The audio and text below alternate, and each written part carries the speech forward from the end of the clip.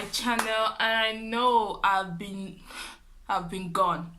When I mean gone, I've been gone, and I'm sorry about that, going long without posting, but I have exams, and I have to read and study and prepare for my exams. So that aside, that has been what has been taking my time. So now I have a little time on my hand, and today I was thinking, okay, what should I talk about today? What part of studying in Germany should I talk about today? And I'm like, oh, there's this question about, okay, the financial requirement if you want to study in Germany. That means the financial requirement you have to show a proof of. So, and then after that, I'm going to talk about the IELTS, the English examination, like English requirements, what you can do, but we'll get there. So, well, first of all, we'll talk about the financial requirement. So, after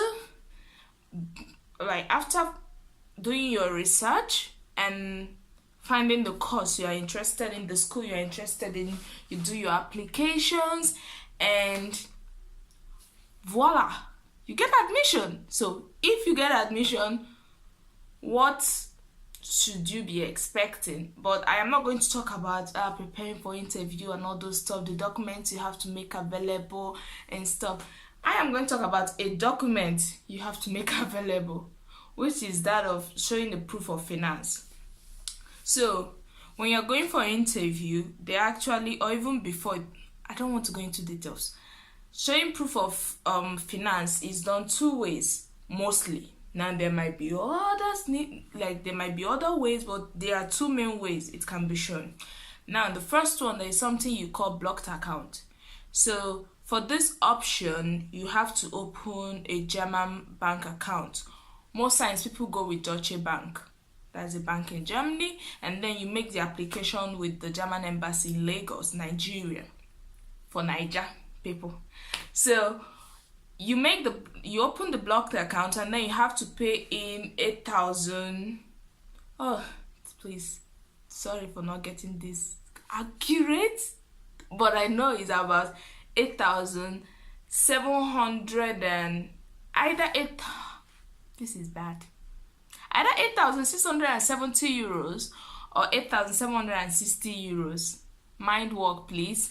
So yeah, that you have to make that available, and then you have to pay it into this blocked account, so that when you're going for an interview, you don't actually need to show this proof immediately. If you are taking the blocked account part, you just have to show that you have opened the account, and then they give you time. You have to fund the account, but then even if your visa is approved, they still just tell you, okay, they are still waiting for you to send the confirmation that you have deposited this particular amount of money into the blocked account, and then you can get your visa. That aside, the second way to show a proof, or to show finance proof, is now if you know someone in Germany and the person is working, at least the person earns 1,500 euros in a month, does not have family, is not married, no kids, only him or her, then and earning 1,500 euros per month. That person can, because let me tell you, that that person doesn't mean that they are going to give it to you, because there are also that stuff is not a small thing. So there's something they call sponsorship letter, that someone in Germany that has a job, like all this requirement I said, that can give you a sponsorship letter, which depends. They might state, oh, it's for 1 year. They might state, okay, it's for the whole period of your bachelor program or your master program.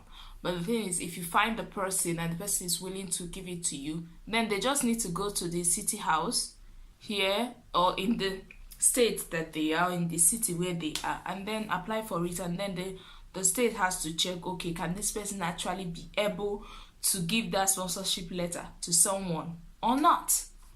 So if you're able to get that part, then it makes it a little bit easier. The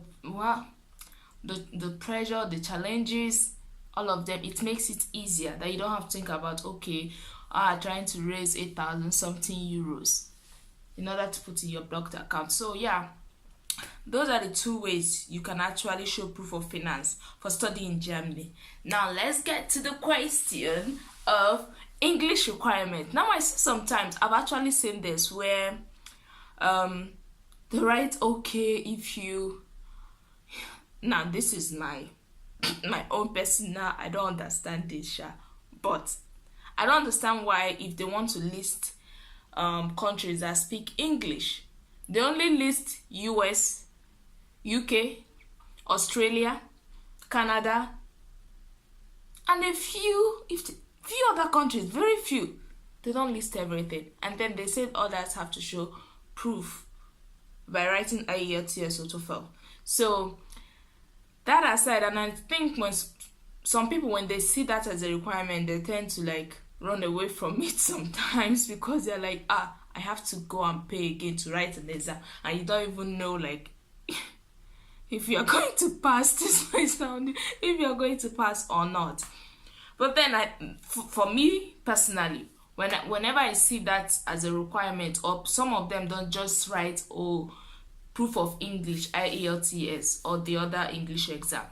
For me, I just take the email address of that university or the international office themselves, write an email, send them an email. There's nothing wrong. Just send an email. Send an email and tell them, I'm talking about my Niger folks. Just tell them, okay, you have done all your studies, all your school years, primary, nursery, pre-nursery, which next step? Secondary, for someone that is coming for masters.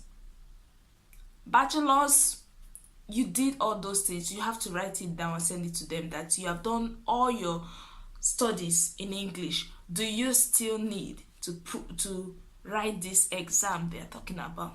Now, some universities will be like, okay, no, you don't need to write. Since you have studied in English, since you have been studying in English, there's no need to write those exams. And you see, just one email can make you like stop bothering yourself about things. But actually, there are some schools that will still tell you that they need it, that you have to get it. So that's it. Everything depends on the university. So I think when you see this requirement, just shoot an email, and then and then wait for their reply, and don't keep or sending like many times. No, just send once, leave them.